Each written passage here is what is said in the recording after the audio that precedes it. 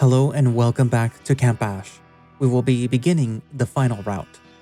And in case you have been paying attention, that will be Chip's route. Now, in case you haven't noticed throughout all the separate routes, there have been like little weird things here and there. Like little things that they each note. It's like, this little thing here is a little weird. But we'll ignore that for now. And the most recent one from Ernesto's route, which I believe is also brought up in maybe Janice's route, is that there's something wrong with the cars. And in Ernesto's route, there's something specifically wrong with Miriam's truck, and it appears to be leaking some sort of fluid. In Janice's route, it's Duke's car who appears to be kind of busted. So yeah, like there's little inconsistencies here and there, which they each bring up in each of their routes, but it's never fully explored. And I believe that all those things are going to come into play now, that it's going to specifically focus on Chip and not Chip and his partner of choice. So yeah, that should more or less tell you what's probably going to happen as the route progresses, that we're probably going to skip over certain parts. But yeah. Anywho, also another thing to note is I'm going to begin right from where you get to pick his card, like the whole little tarot thing. So the lead up is basically what would happen with Ernesto, which is I decided to ride with him up the mountain, and I decided to go with him for his like little the part where you're like, oh, okay, so we're gonna, have to clean up the shed a little bit, that initial part. So yeah, once again, it's gonna pick up where the tarot cards are. And I believe that's pretty much all that you need to know. So yeah, without further ado, let us begin Chip's route. So we will be doing the world. The world. This isn't a normal card. I don't even think that it should be here. The sheep counts on her fingers a few times. Whoa, that might actually be everything. She looks directly at me, no longer paying attention to the card. Do you want to do this, Chip? Take the plunge and see your real fate? Everything is in place. Should I dive deep and go with it? Let's do it. Give me the world's fate. I hope that this wasn't a bad idea. If I remember correctly, the world represents completeness when our inner needs and outer needs are in harmony. Like you reach the end. The end? Like you've done everything that you can do, where you can't learn anything else. Do you feel like you've done everything, Chip? You might actually do it, kid. I do actually. I think that this is it. Well, we're stuck with it either way. What have I done to us? Hey, lazy asses. Everything is ready out here. Dale practically leaps from the kitchen, hustling over with the food. Oh, that was fun. Thanks for playing, Chip. Yeah, that was fun. Trisha puts away the cards, wrapping them in their silk confines, and back into the tin. Outside, Duke has lit a raging bonfire in the stone pit. Its warmth washes over me, the light snipping away at the darkness of the night. Everything is ready to start cooking, and we're ready to get token. Ernesto drops off a bag of reefers on a chair. Feel free to use everything in there. I have a second bag for later, when we gotta be more discreet. Everyone except for Trisha and Miriam takes a blunt. Duke and Ernesto pull out their lighters for everyone. I take a deep drag on mine, holding the smoke in to swirl around in my lungs for a few seconds. I exhale through my nose, watching the white smoke mix and swirl with ash from the bonfire. Dale sets up a table with hot dog buns and condiments while Ernesto and Duke drag the ice chest out from Wickenburg's cabin. I help bring out some chairs, and before long, we're sitting together in the heat of the fire, buzzed, faded, and full from delicious food. Everything said and done, today really was perfect in the end.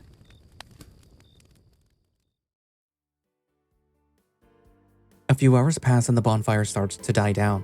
Once it gets too cold, we smother it with a nearby hose hookup and retreat back into Wickenburg's cabin. I think I'm gonna pass out. We should all probably head to bed soon. No fair. We haven't played any games yet. We did that tarot reading earlier. That doesn't count. It was only a few of us. Well, what do you have in mind? I'm not sure. You guys never invited me to stuff like this.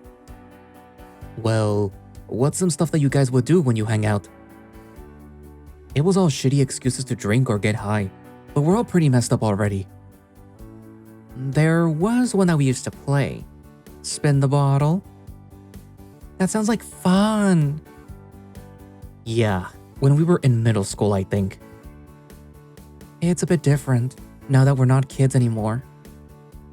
And Jan and I are dating. Boo, you whores. Someone cut her off next time. You guys are kind of whores. Why don't we make it more interesting then? And how would we do that? Well, it's already kind of spicy because Janice and Chip are together. So if they join in and get picked, it'll be a bit wilder. So first rule, they have to play to keep things interesting. Janice looks at me and smiles. We don't have to do it if you don't want to, babe. You know, it might be a bit of a hoot that way. Let's hear the other rules. And second, and probably the most important rule, is we kiss whoever the bottle lands on. No redos or the closest person to the opposite sex. What? Are you some kind of pervert? I've been trying to tell you the wolf is a fag. Sounds like fun. Jan? I'm with Janice. You might get to see two big, strong boys kiss. And what's a little lipstick between friends if it lands on us? What's your angle here, Wolf? Don't you want to see two babes make out? Well, yeah, but I don't want to kiss a dude or see two dudes kissing. And that's what makes it interesting. They're not gonna do it if we don't get involved ourselves. That's for sure. So why not take a gamble? Live on the edge a little. I'm in. If Chip's in, of course. I'm not sure. Sounds worth the risk to me. What the hell? I do like to gamble. I guess if everyone else wants to. Fuck it. If it's just me saying no, then I'll do it then. Alright, it's settled. Ernesto downs the beer bottle in his paw, wiping his muzzle on exaggeration after it's empty. Let's get in a circle then. We maneuver onto an open space on the floor, sitting cross-legged in a circle formation. Who's gonna go first? I got this. Ernesto spins the bottle as fast as he can, the container wobbling and howling from its opening. Janice squeezes my paw tight. The bottle begins to slow, wobbling less and less as it creaks along the floorboards. Before coming to a dead stop, Tip unequivocally pointing at Dale. The otter's face turns as red as Ernesto's fur, the wolf's eyebrows practically jumping off his face. Oh my god, I knew that it was gonna be worth it. Wait. A deal's a deal, bub. Ernesto leans over the circle, putting a paw down to steady himself as his muzzle meets Dale's. My whiskers twitch as I see theirs rub against each other as their mouths meet. Oh god, I knew that I was gonna get stuck with something like this. Janice and Trisha are both watching, fully enraptured. I take a large swig of my beer. Ernesto pulls away, returning to his seat. That wasn't so bad, was it, Nutria? Yeah, not that bad. Dale twitches his tail. Hopefully we get to see some chicks making out to make up for it. Who's next? Duke spins the bottle without waiting for anyone to speak up. I just want to get this over with. The bottle starts to slow down much faster this time. It stabilizes more and more, barely inching its way past me and landing on Janice. You're not gonna beat my ass over kissing your girl, eh, Chip? Janice interrupts him, leaning across me to get to the weasel seated on the other side of me. They kiss deeply right in front of my face for a few seconds, their muzzles parting for some tongue action. They pull away just as my tail starts to thump. He better not. We both agreed to play. Oh shit, dude. I see why you put up with her crazy ass. Janice flicks him on the nose and the weasel buckles under the light, albeit sharp pain. Me next. Trish takes the bottle in her paws and spins it against the floorboards. The bottle spins for a few seconds, eventually landing on Miriam. Alright, chicks and a cougar show. You're being specious again, Duke. Well, at least I got to see the two big guys make out for a bit. Miriam finishes her beer as Trisha gently leans forward in the circle. The Gila leans in on both of her paws, bracing herself against Trisha's softer face. The two meet, Moss turning sideways and opening to accommodate the size difference. Oh wow, that's pretty hot. Hell yeah. The pair make out for another half minute. It's hard to look away fully. Who's next? Chip. He hasn't gotten to kiss anyone yet. My paw reaches for the bottle, the cuts and bruises on my webbing in full view. Go ahead, babe. I spin it as fast as I can, not wanting to look like I made it land on anyone in particular. My eyes are glued to the tip as it spins ever slower on the floor. I reach for my beer, but it's long empty. The bottle starts to slow, still fully centered on the circle, not leaning any which way. Until it is on its final breath, its movement coming to an end. And then the lights cut out, sending the room into total darkness. Ah! A few screams ring out in the darkness. What the fuck? We all scramble on the floor, tripping over each other in the dark as we try to get to our feet. Ouch! Shit, someone stepped on my tail. Everybody calm down, I have a lantern on my belt. We stop panicking for a moment as the sound of Ernesto's belt rings in the darkness. Hurry up! Ernesto flicks his lantern on, filling the cabin with just enough light for us to see each other. Did someone hit the lights? We were all sitting down here. There's no way. Someone should check the breakers. But what if we're not alone? Is there any other staff? Maybe the lights are on a timer. It's past midnight, isn't it? Before anything else, let's grab more flashlights and lanterns. We left them all together on one of the tables. We each take a lantern or a flashlight from the pile. I'm gonna go check on the breakers. They should be on the outside of this building. If not, it'll be tied down to either the maintenance shed or the assembly hall. Hey, don't go out there by yourself. What if somebody's out there? We should be alone up here. Besides, he'll be fine on his own. No way. Enough weird shit has happened today. We're not sending someone by themselves. But it is literally my job. But something strange is happening. We don't know that for sure. What are you talking about? There was something wrong with that road, Trisha. You yourself said it. It doesn't make sense how we got so lost with how big this mountain range is. But we don't know if we didn't just get lost. Nothing bad has happened to us. No one is injured or missing. This could have just been the breakers tripping, which I need to go check still. Why would the breakers trip? We barely have anyone here, and we weren't running any extra equipment. Even the other buildings with electricity are all currently off. Well, we won't know unless we check. Duke, go with him. If there is somebody out there, they won't think about hurting the strongest two guys we have. Me and Chip are pretty strong. And that's why you're staying here, to protect us ladies.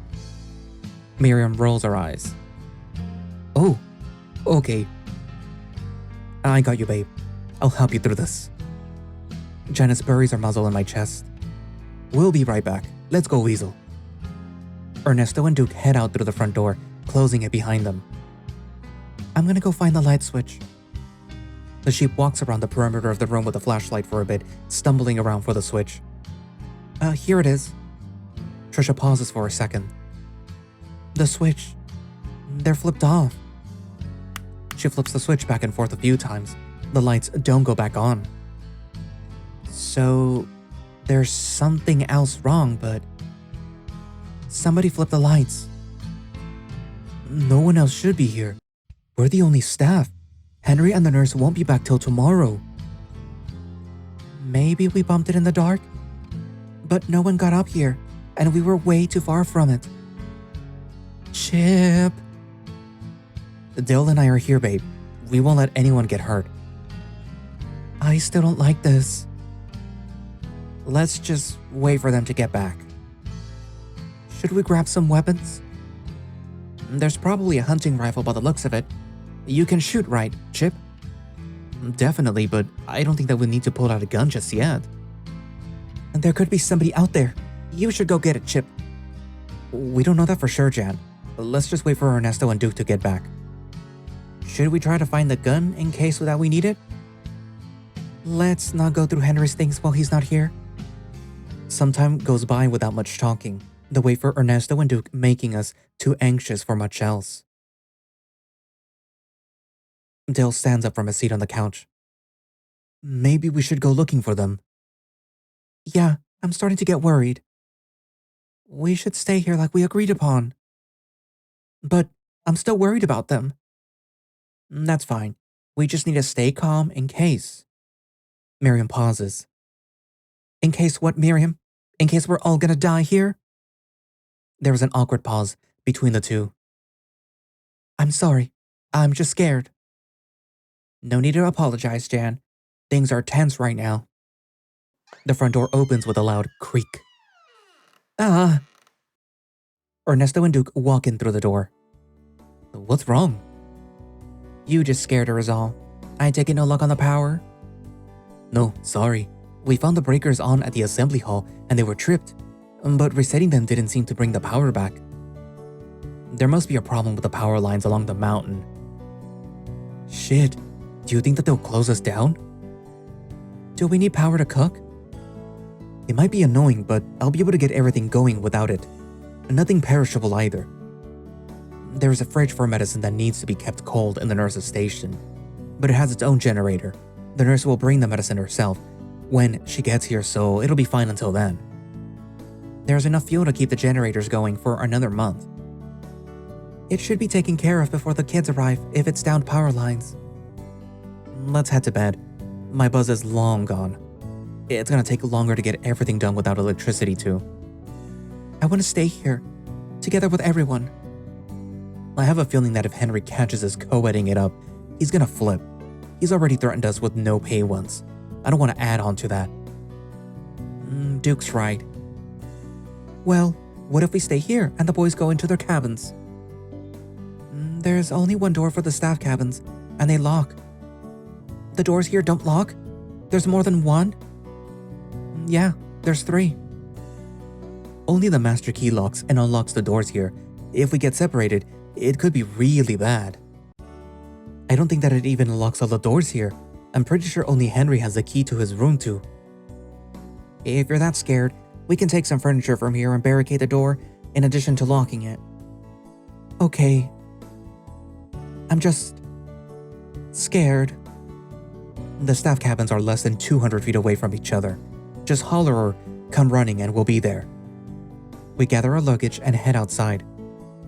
We agree to meet back at the mess hall when the sun is up and head our separate ways to the staff cabins. Ernesto unlocks the door and we head inside. Inside is dusty but clean. A table with 2 chairs, a couch, and lockers make a small living room. 2 sets of 2 double beds lined up against opposite walls make up the bedroom in the single-room cabin. Not as much privacy as I was hoping for, especially seeing as we're staff and all. At least it isn't bunk beds. Hopefully the staff showers and restrooms are better. We settle in, unpacking our things and choosing a bed. Ugh, I'm so beat. Been up almost 20 hours at this point, and I drove all day. Duke takes off his shirt, practically belly flopping onto the bed immediately after. Ernesto strips down to his underwear and sits on his bed. We should probably take a shower. But it's gonna smell like otter anyway, so it's not gonna help much. Hey! Don't bother. Plus he's probably right anyways. I take off my shirt, too tired to undo my shorts. Dale looks around, a warm blush visible through his fur. He takes off his shirt and pants, but quickly pulls on a red tank top. Aren't you hot? I just feel more comfortable with it on. Dale manages to get underneath his blanket before rolling onto his stomach. I turn off a lantern from the table, the room falling into darkness, and take off my shorts too then. Easier to rearrange myself when no one is looking. I'll just sleep like this. It's just us guys here anyways. I'm gonna knock out now. Hope this hangover isn't too bad. I hear them turning in their beds as their sheets ruffle. It's quiet now, and I feel alone. My sleep is deep and untroubled, practically passing out the moment that my head hits the pillow. I didn't dream of anything. Light filters through the windows as the sound of Ernesto rummaging through his bags wakes me up. Wake up, Nutria. We have to get the day going. My paws grab my head, thankful that the hangover isn't as bad as it could have been. Dale is awake too, already changed for the day. Can you get Duke up, Chip? I'm afraid that he's gonna snap if he's feeling torn up from last night still. I get up out of bed and walk over to Duke's bed, the weasel snoring peacefully in his sleep. Hey, bud. It's time to get up. I move a paw to gently tap him on the shoulder. What? Duke's head fur is frazzled and smashed from being slept on, his face contorted into deep exhaustion still. We gotta get going for the day. Still wanna get paid, don't ya? Duke grumbles, sitting up on his elbows. He looks around the room a few times, eyeing me and Ernesto. Wish you puffs would get dressed.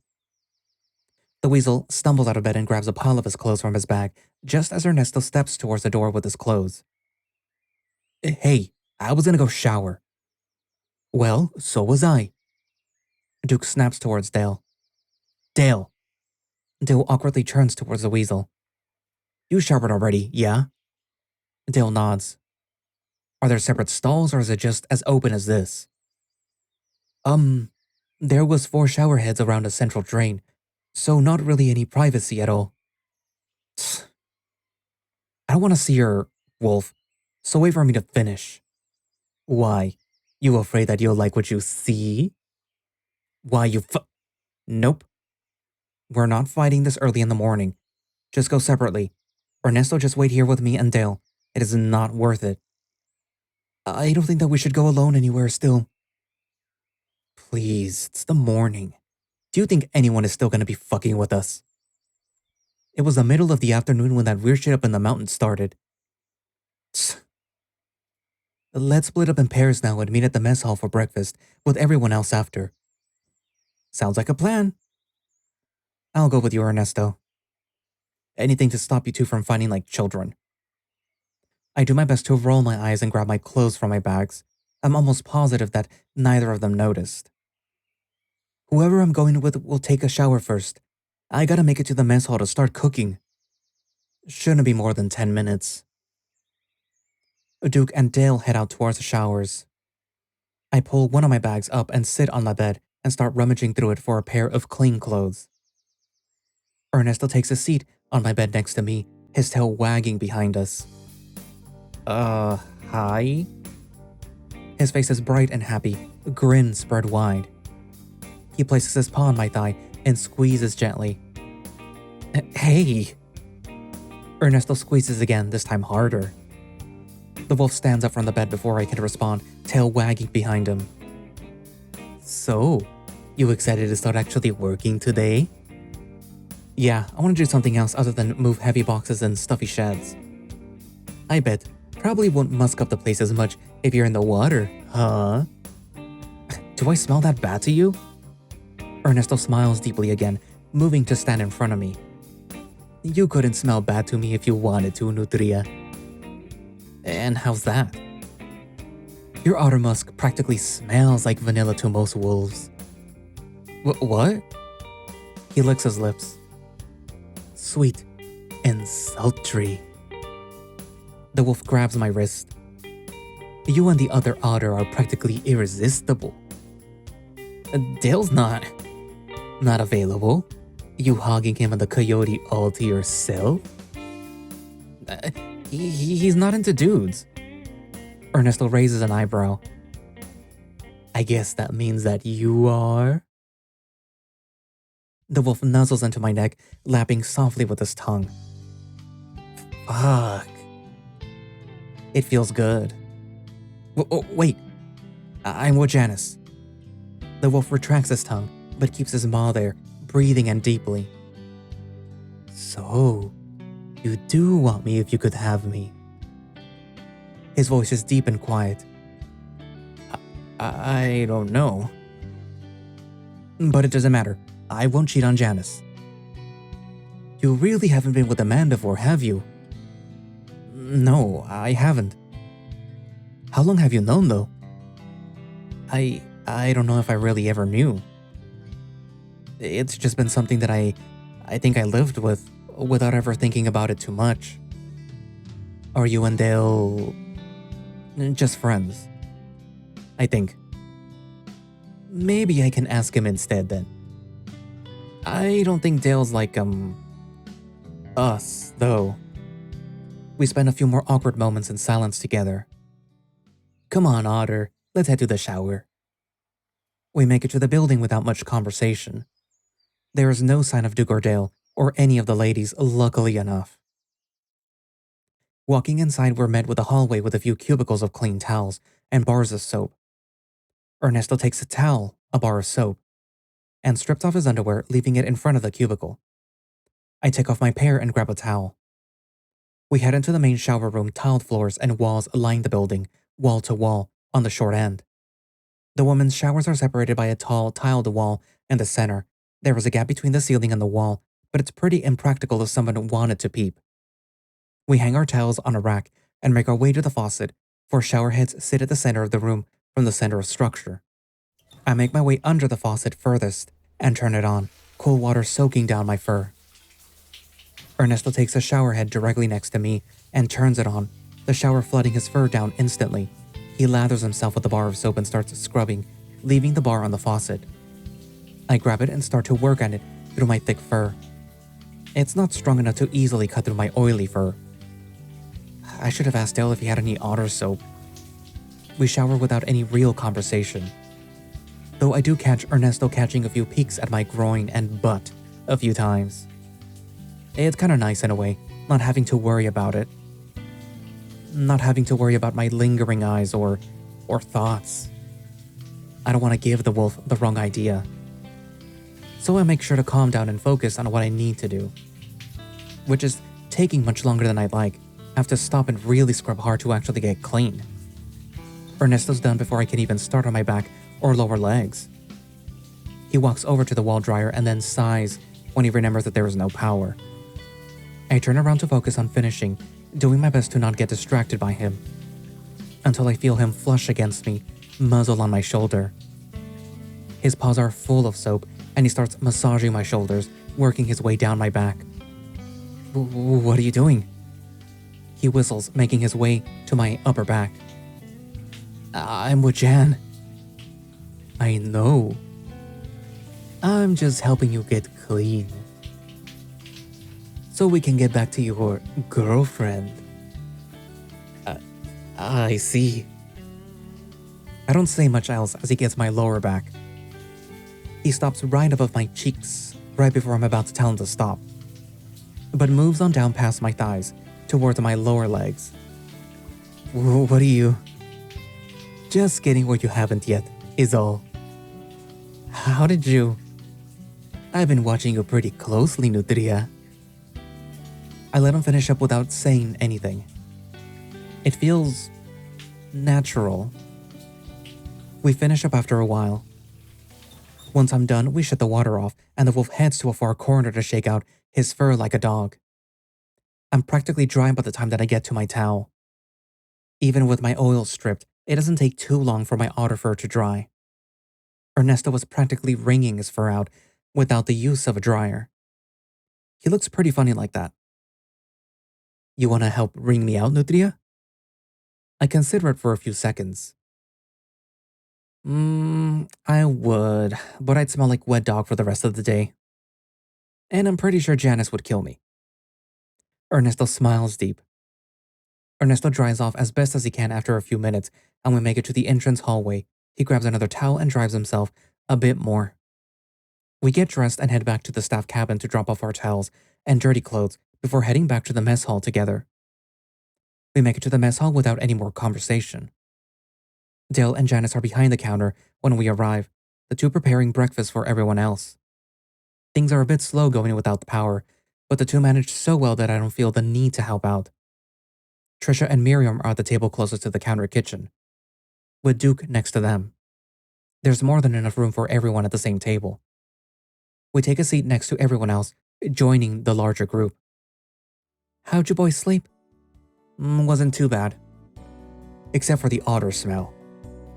We kinda all passed out, long day and all. Must have been nice. Janice wanted to be comfortable, so we had to barricade the doors all. But it took an hour until she was happy with it. It wasn't that hard. She didn't make you carry the heaviest things. Or take it all down in the morning. That sounds dangerous if there was a fire. How early did you guys get up? We didn't see or hear any of y'all this morning when we were getting ready. We talked to Dale. The three of us made it to the showers about the same time that he did. I'm surprised that you guys let Dale go by himself. He went without telling any of us. Well, it's been light for a couple of hours now, so I'm kinda surprised that it took him this long to start helping Janice out. Shouldn't Henry be back by now? What do you mean? Well, he said that he wasn't going to drive back last night. It was too dark. If he was so focused on being here and making sure everything was ready, don't you think that him and the nurse would have been back as soon as possible? It's even more light in the city earlier too. The mountain hides a lot of the sun from hitting us. Early sunset and late sunrise. Do you guys think that they're okay? Maybe the road is still weird. If anyone knows the way up and down the mountain, it would be him. There must be something wrong then. Do you mean like his car or the mountain? Breakfast is served. Dale drops a large platter of food in the center of the table. The conversation stops, everyone too tired and slightly hungover to resist the hearty breakfast. Enjoy, everyone. Janice brings plates and utensils, and we all grab bits of food. They even remember to cook extra portions of veggies for Trisha. Muchas gracias. Ernesto grabs an extra large helping of sausage. How you guys get meat with the fridges down? There's a... Dale interrupts himself with a large bite. He continues talking with his mouth full. Freeze or that... More munching sounds. And... The rest of the words are unintelligible. There is a small gas-powered freezer. Keeps everything cool without needing electricity, and I'm pretty sure that it's a backup. Henry must have turned it on a few days ago when he arrived and placed a fair bit of perishables in it. Should we save it for the campers? There's not enough room in it to feed all of them with no electricity from it. If it doesn't get fixed, that will be the least of our worries. Dale swallows with a loud gulp. There is enough non-perishables to last all of them till the end, though it sure will get bland if that's what everyone has to eat the whole time. Maybe we can throw a giant barbecue if the rest of the meat starts to go bad. Have another party like last night. Trisha grabs her head, moaning in a clearly exaggerated manner. Oh, I don't want to think about last night. My head is still pounding. Everyone laughs. We're just trying to get you ready for university life. Private school kids likes to party hard. You didn't drink that much, Trish. But I haven't drank before. She slaps down her forehead on the table, narrowly missing her plate. Trisha lets out a pathetic whine. Miriam pats her back a few times while Janice shakes her head in negative a few times. This food is so fucking good, Janice. Duke says it as he takes a large bite of bacon. Oh, okay. Wow. She takes a second to process the compliment. Thank you. You two are really good cooks, super used to each other in the kitchen too. You guys cook a lot together usually? All the time. Dale stuffs his face with another bite of food. You two live together? Oh gosh, no. We work at the town's local diner. My father owns it, and he's how we got in contact to work here. How long have you two worked there? Practically my whole life, as soon as I was old enough to not burn myself on the stove. But I started cooking my second year of high school. I started my second year of high school too, a few years after Dale. Needed some extra money to help pay for my cheerleading outfit, and the extra cash has been nice. You guys are going to school over in Echo? Is there a community college there? Nah, we're taking some time to work. Or hopefully find something better. Oh, I thought you liked working with me, Jan. Dill puts on a faux, pouty face. I do like working with you, big guy. But if I have to stare at your greasy muzzle my whole life in that hot kitchen, I'll lose my marbles. I'm going to school over in Payton. It's a small city nearby, but it has more amenities than Old Echo. I'll be starting at a private school in the next state over, in the City of Angels. It's nice to see the younger folks planning out their lives. You're like 3 years older than us, dude. But I am older, so that's what counts. He sticks his tongue out through his muzzle. Ha ha ha ha ha. We eat the rest of our food in relative peace.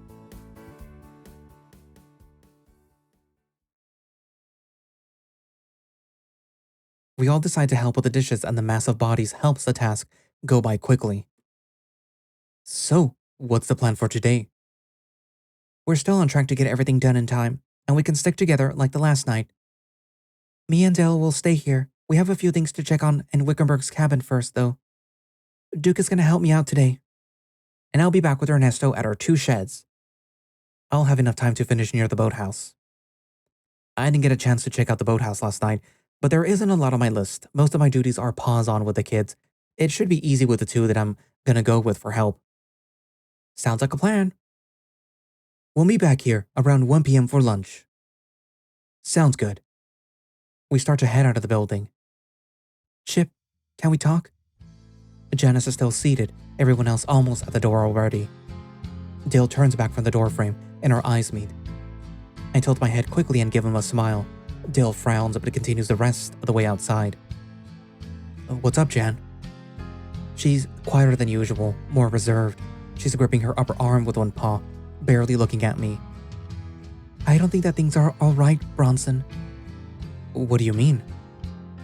I just feel like I might be losing you. Is this about... No. I think... I don't know anymore. Is this about last night? Of course not. It was just a game.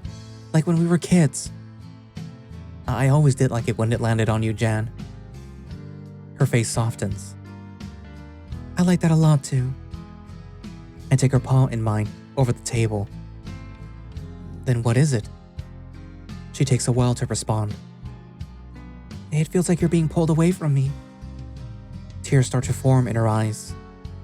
Like someone has you on strings and just keeps tugging and tugging. My skin goes cold. I think I know what you mean. Jan, I love you. I always will.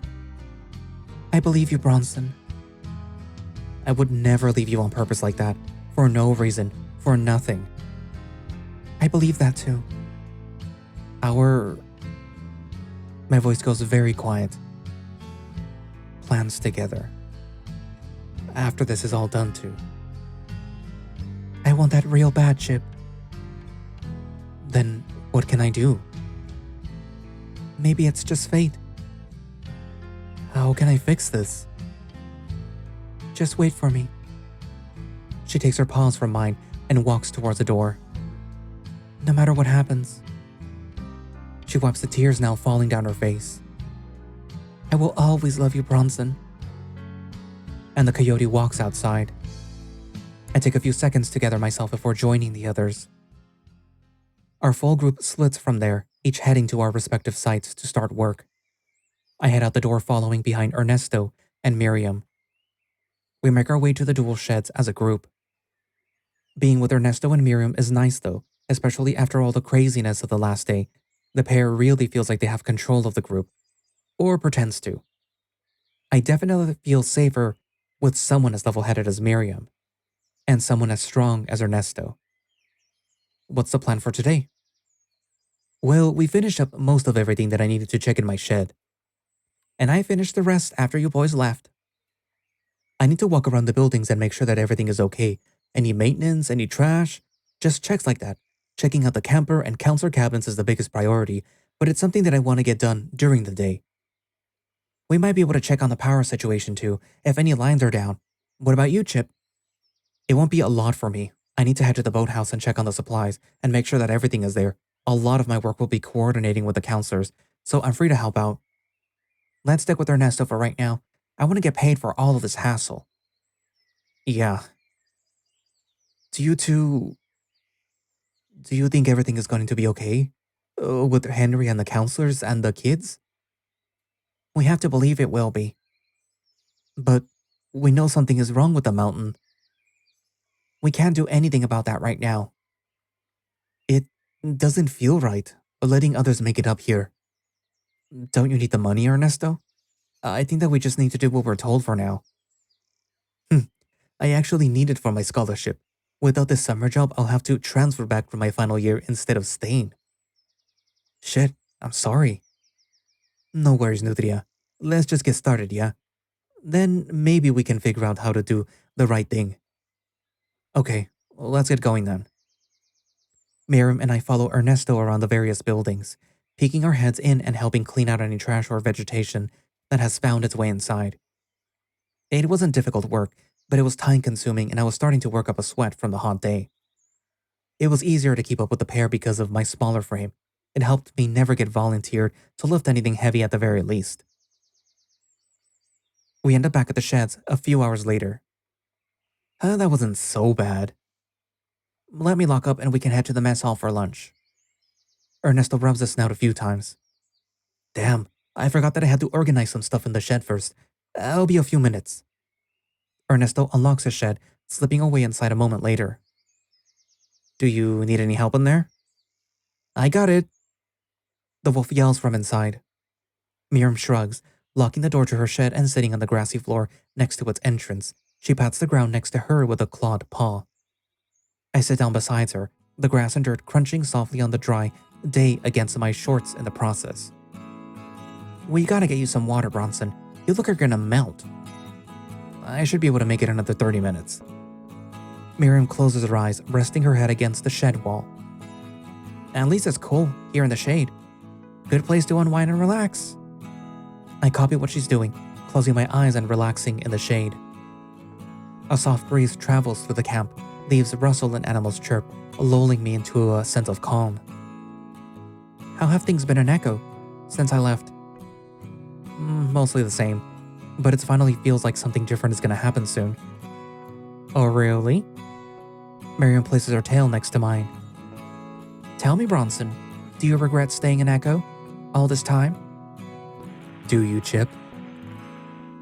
I regret a lot of things, Miriam. I shift my tail a bit, pulling it away from hers. She takes the hint and moves hers away. We sit in silence for a few minutes. Well, how's school been, Miriam? We were looking forward to seeing you a bit more during the summer and stuff, so I haven't really gotten a chance to ask. It's been good. I've been meeting new people and keeping on top of my classes. I had wanted to try out for the softball team this year, but practice was going to run into a seminar class that I had to attend. Sounds really busy. It's busier than Echo, that's for sure. Do you like it more out there? It's different. I don't know if I like my home more, or if it's just what I prefer in general. But I like the small vibe more at the very least. I want to do everything that I can for everyone in town, and this is part of it. How's that going to work out more? I get a good education, and then I can head back and help everyone out more. The county is the only real power in Echo. The way things are, and they don't do enough good. I can be that change. Help everyone sticking it out. I guess that makes sense. I take a second to breathe deeply, a tear rolling down one of my cheeks. That's funny, Miriam. I thought you just abandoned us. Miriam puts one of her arms around my shoulder. I lean into the embrace. So many of them haven't come back, and Pa has been begging me to join, and without you here it was... Sorry, Chip. I didn't know. She's crying now too. It was like you took your own way out. I was thinking, always angry, thinking that it was so unfair because we were stuck there. I'm not smart enough to go to school. Jan and Dale don't want out the same way that I do. It was just all so suffocating. I'll be back, Bronson. And I'll help the town. There'll be options for your thick head too, for good, honest labor. Something to help the rest of the town out too. We can all stay in Echo and build it better. I'll have to think about it. You're still not thinking about going, are you? I don't really know anymore. I feel like I'm supposed to. Like it's my duty. I would have been drafted if I was just a little older, like everyone else. Not everyone. Dell didn't get picked. But almost everyone else that we knew did. My pa was in the Pacific Theater. He says it's only fair that it's my turn. Seeing most of my brothers go to, only one was drafted. The rest signed up. A lot of my siblings got drafted too. Then why did you leave? You know how hard it is. I left so no one else felt like they needed to go. So that we can build a life in Echo, as a community, a real one. My heart feels like it's stopping. We're not kids or teenagers anymore, Bronson. I don't need to be there for you all the time. Miriam. Thanks, Miriam. Of course, Bronson. We continued to sit in silence after the awkward interaction. I'll have to apologize to her later. It wasn't fair and it isn't fair to put her through that. More time goes by as we settle into the silence. What are you doing, Chip? I don't know. I just didn't know what to say. Were you always this awkward, Bronson? No, a lot has been on my mind recently though. Anything you want to talk about? I don't think that would help right now. It always helps to talk about it. I can't really share any details. It's personal. Then give me the outline of it, and I'll see what I can do. How much should I tell her? Yeah, give her the outline. Well, I did something bad. Something I should have told someone about. Oh God, you didn't cheat on Janice, did you? I almost slipped and tell her of course not. Janice was there. No, nothing like that. I wouldn't do that to her. Good. I wouldn't want to see what she'd do to you if you did. Well, I didn't tell no one. And I think that I'm a bad person for doing it. I could have fixed it. But just didn't. And now I'm not sure what to do. Would telling anyone made it better? No, it was already finished by then. Then I don't think that it matters. How can I be sure? Was it so bad that you're not? Yes. No. That's good, because even if it was, then maybe you did the right thing, as long as no one else is going to keep getting hurt. No, it's all done and accounted for. No one did care, that's true. Then it's over. You know what I've heard about Echo? What have you heard? That it needs secrets. The back of my neck crawls as the pounding in my head starts to hit against my forehead. There is simply nothing else that we can do about it, so stop worrying and start living with everyone else. Yeah, everyone else gets to live. Is it really okay to look at everything so black and white? She takes a few seconds to respond. Sometimes it's all we have. What do I have left? Miriam stands up and extends a paw to me. Come on, it's almost time to go. I take her paw and she helps me up, just as Ernesto exits his shed. Just finished up. Let's get going, yeah. The wolf looks back to the two of us. Everything okay? Everything is perfect. Ernesto shrugs his shoulders. Alright, back to the mess hall. We follow after the wolf, the summer sun beating down on us as we make the short hike down the hills. Thanks for waiting for me, guys. I should be done except for a sweep later on. Shame we couldn't find anything wrong with the power. Nothing that I can do about it anyways. It must be further along than I thought. Will you be okay with work, Chip? Yeah, I just need to head to the boathouse after lunch. Maybe we can all go and relax by the lake for a bit, if everyone else is done too. Sounds like a plan. Everyone makes it back to the mess hall around the same time. Janice and Dale are in the back, reassuring everyone that they have it mostly prepped already, and we settle down at the same table from earlier. It's so hot out today. Not as hot as Echo. Or even Pueblo, to be honest. Then why do I feel like I'm melting? Probably because you're actually working, let alone outside for once. Hey, why don't we head down to the lake? If everyone else is done with their work, I still need to head down to the boathouse and make sure that everything is accounted for. Once that's done, we can head to the dock and relax till later. That sounds like fun. There isn't much else that we can do without power, and I'm pretty sure everyone finished what they needed to. Me and Trish have finished up, yeah. Miriam nods. Jen had said that her and Dale were pretty much done with everything too. Sounds like a plan then. We can take a few coolers and maybe some more barbecue if the power is still out. Do you think that Henry will get mad if he catches us? He just wanted the work done.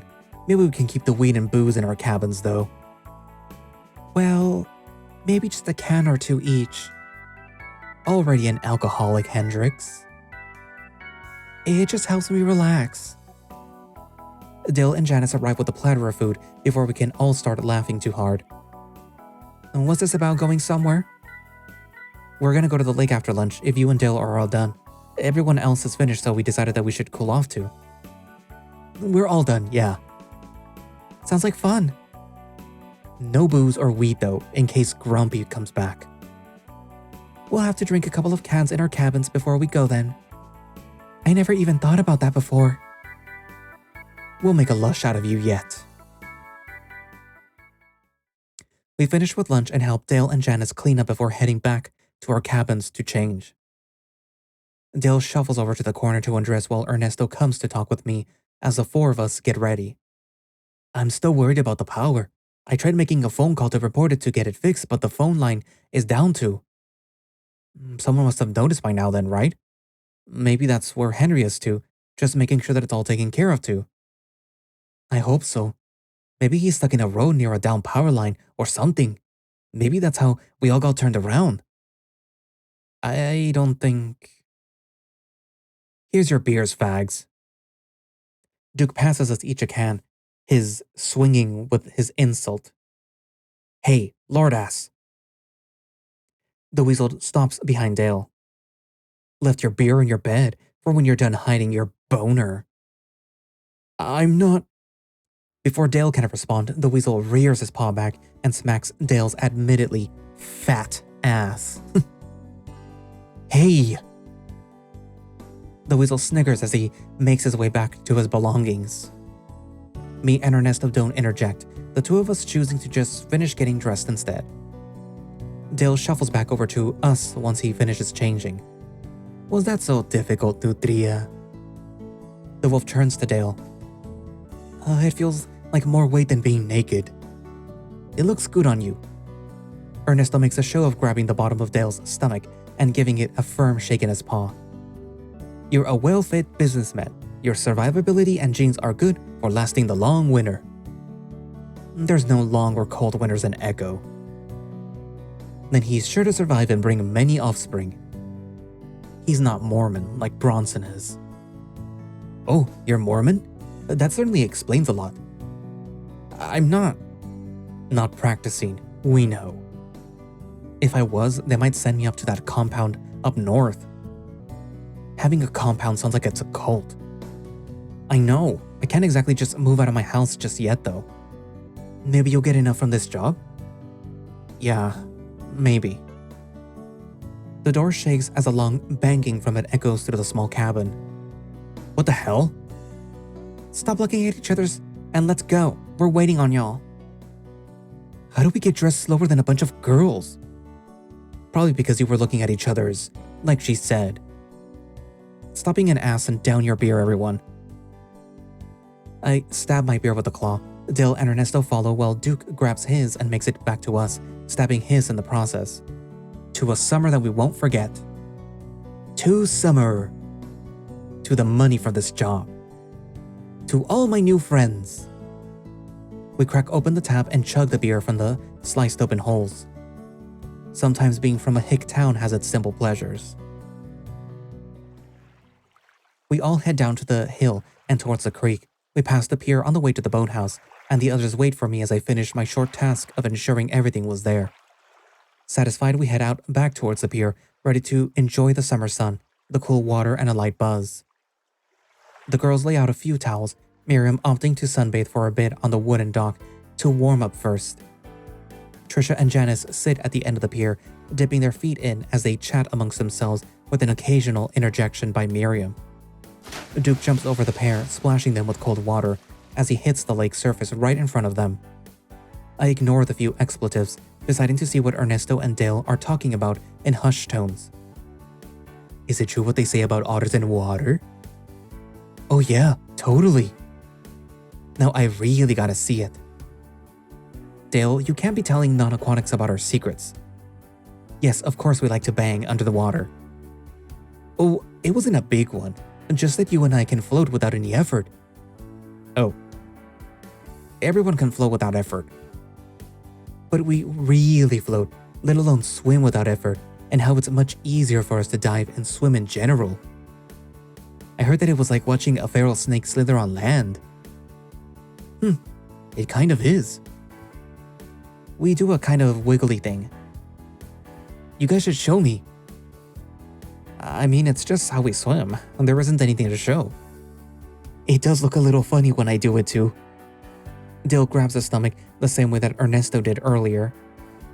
With my good genes and all. Well, I haven't seen it before and it sounds cute. Cute? Let's just show him, Dale. Before you pop a boner. How deep should we go? We haven't been here before, but we should be able to go pretty deep. There's 2 otters here, so that there's no way that we could drown. I grab Dale's paw, leading him to the end of the pier opposite of Trisha and Janice. Let's jump in together. Otters don't separate after all. He nods and takes a few steps back. We get a good running start and jump in together, slipping beneath the waves with barely a splash. We're swimming down into the cool water together in less than a second, our fur and rudders helping us glide down with ease. The water is clear and clean, much better than like Emma. I don't feel like I'm gonna get tetanus if I touch the bottom of the lake. We're far from the shore in just a few seconds, swimming paw in paw. We're already 10 feet down, a sharp drop-off from the edge of the lake. Down a bit further, the rest of the body of water opens up to us, light barely filtering down as we hit 20 feet down from the surface and much further from the shore. Rainbow and brown trout swimming past us. I have to suppress the natural urge to grab a bite out of them. Just a few more seconds and we're 30 feet down, the open part of the lake in front of us. It's not too insanely deep, probably no more than 50 feet. The water pressure shouldn't change unless we're at the absolute deepest part, and from there we can push off the bottom and find the surface easily. Not that we'll need to for a while. I look back, pulling Dale back by his paw to remind him that we should get our bearings before going any deeper. The shape of the dock is distant, and there's almost no way that the others could see us, even with their heads under the water, our eyes a bit different than theirs. Dale motions out opposite of the pier, and I turn to look. The pure blue and giant expanse of the lake hangs above and below us. The bottom is almost spotless, with only a few fishing lines splattered about, a far cry from the litter and filth and slime of Lake Emma. I've never seen a body of water so well maintained, except maybe the creek near the compound, but nothing as big as this lake. It felt like I was supposed to be here, to be in this beauty and force of nature. There was enough fish for me and Dale to catch, and with the depth, it wouldn't be that hard for us to separate and catch enough. I bet that we could even live here at this camp, hunting and gathering like our forefathers, given to the otter of it all. I turn towards my best friend, towards Dale, and smile. He smiles back, awestruck just as much as me. We stay down for a few more minutes, paw in paw. The both of us head to the surface, not bothering to swim back to the pier just yet. We've reached the waters together, taking in a deep breath. The both of us could have held it much, much longer, but I don't want to scare Janice too much. You assholes, I hate it when you do that and disappear for so long, she shouts clear as day from the pier. We weren't even gone for that long. But you don't know the water like at Lake Emma. We know it's better than Lake Emma. Yeah, it's crystal clear. We can see almost the whole thing. There's tons of trout too. We might not even have to eat canned stuff the whole time. I can't see Janice roll her eyes from this distance, but I can feel it. The group talks amongst themselves, quieter than we can hear. Race you back? Oh, you know it. Hey Ernesto, we're gonna swim back now if you want to see. I make sure to shout it. I can't hear his reply, but his tail goes straight up as he heads to the edge of the pier and focuses all of his attention on us. On 3. 1, 2, 3. We take off together, racing back towards the pier. The group cheers us on, jeers and shouts of encouragement rushing past as we race to the pier. Gliding over the water is easier than running, but Dale has more practice than me in the water despite his size. I didn't always have time to swim as much as I should have after work, but Dale almost always made time to get a few laps in after a shift at the diner. Those early morning swims made him smoother in the cold lake water too. I'm almost out of breath in the short time that it takes me to get to the pier. Going my full speed takes a lot more out of me than casual swimming. I reach a paw out, ready to grab onto the ledge and claim victory, but by the time that I hit the edge, Dale is already pulling himself out of the water, having made it a few seconds before me. Good job, Dale. Yeah, nice one, fat ass. Dale pants as he tries to gather his breath. Ernesto helps me up, his tail wagging almost violently. You guys were so fast. That was so fun. Janice pats my back a few times as I also struggle to catch my breath. You're not built for sprints, babe. You gotta pace yourself better. It was a race. I managed to eke out between deep breaths. Should have made it a longer race. Should you guys be doing that on a bus? Miriam chimes in from her sunbathing position. Probably not. Dale says as he walks off, starting to spin from the exhaustion and alcohol. A small wave of nausea hits me as I realize that he's definitely correct. Dale breaks away from the small crowd of spectators and stumbles a bit before making it to the edge of the pier. Ernesto goes to grab him, trying to stop him from falling in, but Dale jumps backwards at the last second, falling into the water. Oh my god! Ernesto goes to jump into the water after Dale. He's fine. What? How do you know? He didn't make a splash when he dived in. It was on purpose. I can't hear the rest as I dive off into the pier, back into the water. I spin as soon as I enter and let myself float up. Dale passes me as he swims back up, arms gliding through the water like there was nothing there. We surface at the same time, the two of us laid on our backs, tail to head on the surface. Relaxing otter time. Relaxing otter time. What the fuck is relaxing otter time? They're tired because they're both out of shape. They'll be floating and relaxing on the waves. Is that safe? As safe as me on this dock. Ernesto gives up, opting to dive into the water, Duke joining him a second later. The wolf surfaces as me and Dale float together. Oh damn, you can't touch the bottom here already. Yeah, we're near the boat pier. It might be a bit better near the shoreline. I don't mind, I'm a good swimmer, but it's just a little scary. Don't worry, the lifeguard is on duty. I point a thumb towards my chest. I'll keep you safe, wolf. His tail wags underneath the water. You ladies should come into the water, it's great. I'll be there in a bit. I don't want to mess up my wool with the dirty water. I don't want to redo my makeup later. It's cleaner than Echo, much better for the fur. Why are you wearing makeup anyways, Jan? Because I'd rather die than go out in public without it. But fine. Janice pushes Trisha into the water from off the side of the pier, the sheep going under with a loud splash. Janice joins her a second later, jumping in as soon as Trisha surfaces. My wool. Ruined, like my makeup. The two splash each other as Duke and Ernesto watch, laughing at the pair. I close my eyes, the warmth and light from the sun tanning my vision, a soft orange through my eyelids.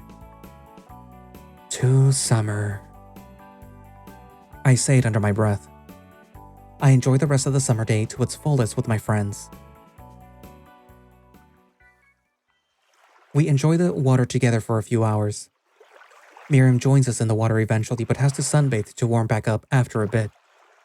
The booze starts to wear off and I wish for nothing more than maybe a couple more to really unwind, but it's a fair enough trade-off, not having to worry about life for just a few hours. Janice and Trisha use Dale as a floaty, Ernesto opting to use me once or twice too. The sun eventually starts to crest behind the mountaintop and the temperature starts to drop. The others exit the water, shaking down their fur as I swim up to the edge of the dock. I'm gonna do one more dive. Anyone wanna go with me? Go with you? Yeah, if you wanna see part of the bottom of the lake. Maybe not the whole thing, but right here beneath the dock won't be too bad. I motion down towards the pier with my head. I'm done for the day, too lazy to get back up. Dale flops down comically on the wooden planks. Anyone else wanna go? There's no response from the others. Guess I'll just take a quick dip. I dive below the cool water one last time, effortlessly swimming to the bottom. My torso sits flush with the sand at the bottom of the lake, the sensation familiar and calming. The sky dips below the mountain peak, the water becoming almost pitch black in an instant. I stay down there for a few more minutes, relaxing in the cool darkness. One last respite. The need to breathe starts to tick at the back of my mind, so I kick off the bottom, heading straight towards the surface above. I pull myself up the ledge too, the water falling effortlessly off my fur. Dale and I are mostly dry by the time that we walk to the end of the dock, the others shaking out incessantly. Ernesto warns the rest of us to stay away as he shakes off giant globs of water near the end of the pier. He jogs back to catch up with the rest of us as we head towards the showers to rinse off the lake water. Do you think that Henry is back? He would have probably come looking for us if he was. He could also be helping the nurse set up if he was back. He would have to come looking for me then. What should we do if we're alone again? We could finish off the booze and weed. Probably shouldn't tempt ourselves with the counselors or campers around, especially if one of the little shits finds our stash. If he isn't back tomorrow, we need to send someone down the mountain at the very least, see what's wrong to get help for us. I'm not sure if I have enough gas. There's some jerry cans up here, but they might be bad. I'll go on my motorcycle then. Better mileage and it'll hold up better with some semi-expired gas. Don't go alone, Ernesto. It's not safe. I don't think that we have a choice after tonight. The counselors are coming tomorrow, and we don't know what we're doing. We should still get our money, but we need to make sure that no one else is going to get hurt. No one is hurt yet. And I'm going to keep it that way. Duke. I need to just get this shit out of my fur. The weasel shakes his arm as water falls off of it. Let's get the bonfire going again, and let's get high and drink with some barbecue. We can figure out the rest tomorrow if he's still not back by after breakfast. Sounds like a good plan to me. I'm not sure that we should go again. Let's at least go check the parking lot. Ugh, Chip, you're such a stick in the mud sometimes. Janice, this is serious. She rolls her eyes at me. That's probably a good first step. We check the parking lot instead of heading directly to the staff showers. He's not back yet. At least our cars are here. We make it back to the showers, Ernesto and Duke not fighting about it this time. Duke's the first one to undress, holding his trunks up to the stream to help rinse them. I think you really only need to do that with seawater. And that's why I don't smell all the time. Ernesto removes his trunks, doing the same. You smell worse than those two, Weasel. You're just addicted to otter ass. Duke's tone is lighter than his usual arguments. You're just mad that I can get some ass here if I wanted. Faggot ass isn't the same as pussy. Ass is ass. You're just jealous that you're not getting any. With who? The town's mom or the town's nerd? Their genes are also strong, good for home building and endurance. No thanks. I'm not a fan of fat girls. Duke looks towards Dale. Do you find fat chicks hotter because you're fat, Dale? What? Yeah, I like skinny hot chicks because I'm a weasel. Duke pats his flat stomach a few times. And Ernesto likes faggots because he's a faggot. Just because you don't like girls with some meat on them. And Chip likes uppity girls with a complex because he's got something up his ass all the time. Aren't you dating Rachel? Duke ignores me completely. So? Do you like fat chicks, Dale? This doesn't seem like the smartest conversation right now, Duke. And why not? Dale points towards the gap in the dividing wall. Well, I'm fucked. Duke turns off his shower head and wrings out his fur, walking towards the lockers. The rest of us finish washing in silence. We wind up back at the bonfire, Ernesto and Miriam getting the fire going as Duke sits icing his face. I didn't know that a sheep could slap that hard. You knew Janice could. I did know Janice could. Janice walks back from the cooler, ignoring Duke and sitting next to me. She passes the beer to Trisha, hers already open. Uppity? Janice glares staggers at me. I didn't say it, babe. Duke did. She ignores me, turning her attention towards Trisha. Did that conditioner help with your wool, Trisha? Yeah, the water is definitely a lot better than Lake Emma too. Thank you, Janice. The girls smile at each other, talking about their head fur to the point that I zone out of the conversation almost instantly. There is a stirring in the air, like something far away is disturbed. And that's where we're going to leave it for today. So as you can see, the day pretty much unravels the same way that it would have if you had chosen to spend the day with Ernesto and Miriam in order, to help them with their work. And Ernesto is still flirty. However, you will note that he is flirty. Chip is not as receptive to his advances, regardless of how you behave prior to this. Regardless if you decide to take the bike or not, there's still little things here and there that change, but the main ones where Chip is like receptive to Ernesto or to Miriam do not happen. And this would pretty much happen regardless of who you decide to help out. If you were to go with Trisha or with Duke, and either, if there's any like flirting involved from the other characters to Chip, he would not be receptive to it because technically speaking, in this route, Janice is his intended. But yeah. Also, I decided to stop right here because while it is a lot that I'm about to, or that you're going to see eventually in the next part, I decided to keep it all as one long video because it all happens, and it happens really, really, really, really fast. And it pretty much seems like these guys never have a chance to take a break. So I decided to just leave it here and then, dump the whole rest of it into the next part. So that Chip only gets 2 parts of the, of the story. Even though technically the prologue part is also part Chip. So, whatever. It is kind of sad that you can't be as receptive to Ernesto as I would like, but whatever. I mean, I guess it's for the best. It's also kind of funny that, and it makes sense too, where the whole little spin the bottle thing happens, that it cuts off before it even lands on anyone, because in reality, this part of the story is not about that anymore. So yeah. But like I said, this is sort of like an amalgamation of all the other routes and like little bits and pieces here that would normally be said, or the way that the characters would react depending on what route you're doing do show up in this one. But like, yeah. Anywho, so did you notice like any little inconsistencies now that Chip is not actively, I guess, pursuing somebody? Write it down in the comments and write down what you think is going to happen now that apparently it's going to ramp up immediately during like their little second get together. Write down in the comments what you think, and thank you all for watching / listening. If you would like to play Camp Ash yourself, you can do so by going down to the link in the description, which should have a direct link for the itch.io page where you can download and play the game yourself.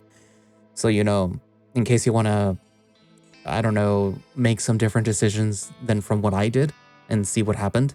You know, see how you can get these characters killed differently. Or maybe try to save them. I don't know. But yeah, they don't have any form of support, so there will be no link for that unless there is eventually in the future. I don't know. If you would like to support the channel and become a channel member, you can get earlier access to these videos as they're being scheduled.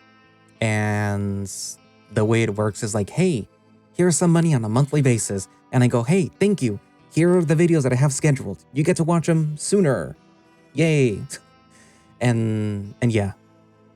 You can also support through, I think they're called super chats or super thanks or whatever. It's like a YouTube thing where when you're leaving a comment, you can actually also donate money through there. So like, yeah, you know, any form of support is appreciated. You know, like, subscribe, all that other stuff too. I also have a Ko-fi in case you're feeling, you know, that you can't support through YouTube, but you can support through Ko-fi. That's appreciated. Any form of support is appreciated, like I said.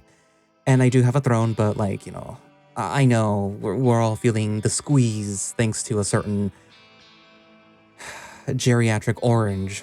But yeah.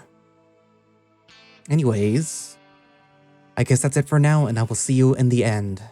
Bye-bye.